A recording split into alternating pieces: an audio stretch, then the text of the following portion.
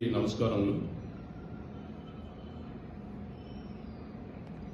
13వ తారీఖున జరిగినటువంటి సార్వత్రిక ఎన్నికల్లో రాష్ట్రంలో గతంలో ఎన్నడూ లేనంత ఎక్కువ పోలింగ్ శాతం నమోదు కావడం జరిగింది.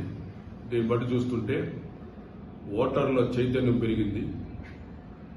గత 5 సంవత్సరాలుగా ఈ రాష్ట్రంలో జరిగినటువంటి విధ్వంస పాలన, అరాచక పాలన పైన విసిగెత్తిన ప్రజలు కసిగా ఓటింగ్లో పాల్గొనేటువంటి సమాచారం మన దగ్గర ఉంది. అదేవిధంగా తెలుగుదేశం, జనసేన, భారతీయ జనతా పార్టీ కూటమిగా ఏర్పడటంతో ప్రజల్లో కూడా ఈ కూటమి పట్ల విశ్వాసం పెరిగింది.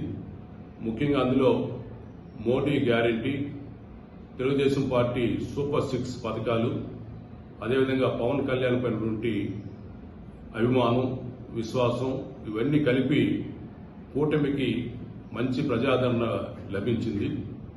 ఈరోజు ఈ రాష్ట్రంలో మళ్లీ మంచి పరిపాలన రావాలన్నా, అభివృద్ధి జరగాలన్నా, శాంతి భద్రతలు కాపాడాలన్నా, ప్రజల యొక్క ఆర్థిక భారం తగ్గాలన్నా, అమరావతి రాజధాని నిర్మాణం మళ్లీ జరగాలన్నా, యువతకు ఉపాధి అవకాశాలు, ఉద్యోగాలు రావాలన్నా, మళ్లీ చంద్రబాబు నాయుడు గారు ముఖ్యమంత్రి అయితేనే ఈ రాష్ట్రంలో ఇవన్నీ జరుగుతాయి.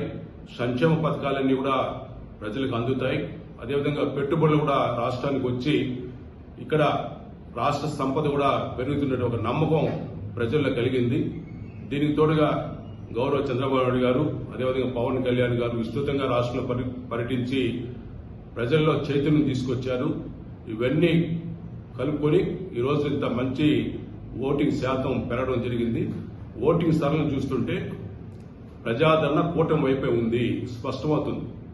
తెలుగుదేశం, భారతీయ జనతా పార్టీ, జనసేన కూటమి విజయడంగా మోగించబోతుంది. జూన్ 4 ఎన్నికల్లో కౌంటింగ్ జరిగినప్పుడు మరి ఫలితాలన్నీ కూడా కూటమికి అనుకూలంగా రాబోతున్నాయి. మాకున్న సమాచారం ప్రకారం 120 సీట్ల పైగా తెలుగుదేశం, జనసేన, భారతీయ జనతా పార్టీ కూటమి గెలుచుకుని మళ్లీ ముఖ్యమంత్రిగా చంద్రబాబు నాయుడు గారు ప్రమాణ స్వీకారం చేయబోతున్నారు. దీంట్లో ఎలాంటి అనుమానం కూడా లేదు. ప్రజలు కూడా ఇదే కోరుకున్నారు.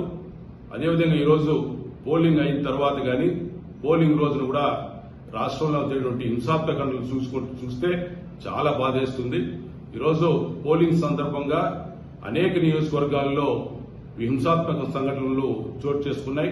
స్వయంగా ఎమ్మెల్యేలే కూడా ఓటర్లపై దాడి చేయడం, ఎమ్మెల్యే అభ్యర్థులు ఓటర్లపై దాడి చేయడం, కొన్ని నియోజకవర్గాలు అయితే విచ్చలవిడిగా మరి జనం వైకాపా గుండాలు మరి గుమ్మికూడి ప్రజలపైన, ఓటర్లపైన దాడి చేయడం అనేది చాలా స్పష్టంగా మనం టీవీ ద్వారా, ప్రచార మాధ్యమాలతో చూశాం.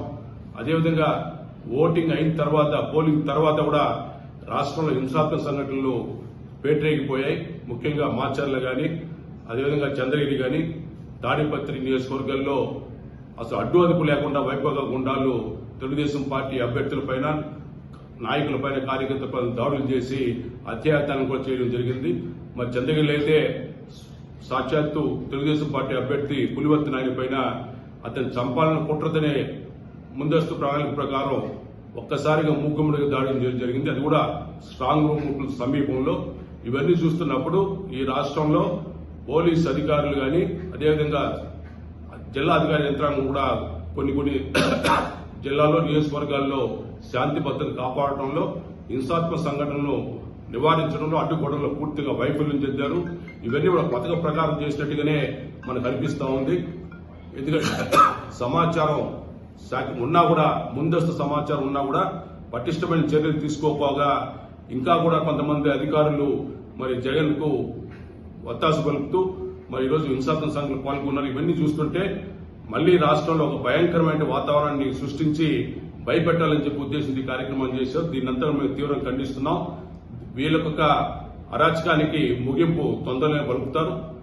తప్పకుండా మరి జూన్ 4 తర్వాత ఈ రాష్ట్రంలో మళ్లీ ప్రజాప్రభుత్వం ఏర్పడుతుంది. తప్పకుండా ఈ అరాచకాలను కానీ, ఈ మాఫియాలంతా కూడా ఉక్కుపాదంతో అంచువేస్తారని కూడా ఈరోజు ప్రజలు ఎదురు చూస్తున్నారు. ప్రజలు ఎదురు చూస్తున్నట్టుగా మంచి ప్రభుత్వం త్వరగా రాబోతుంది. ఎవరైతే హింసాత్మక సంఘటనలో పాల్గొన్నారో వీళ్ళకంతా కూడా తగిన బుద్ధి కూడా చెప్పడం జరుగుతుంది తెలియజేస్తున్నాం.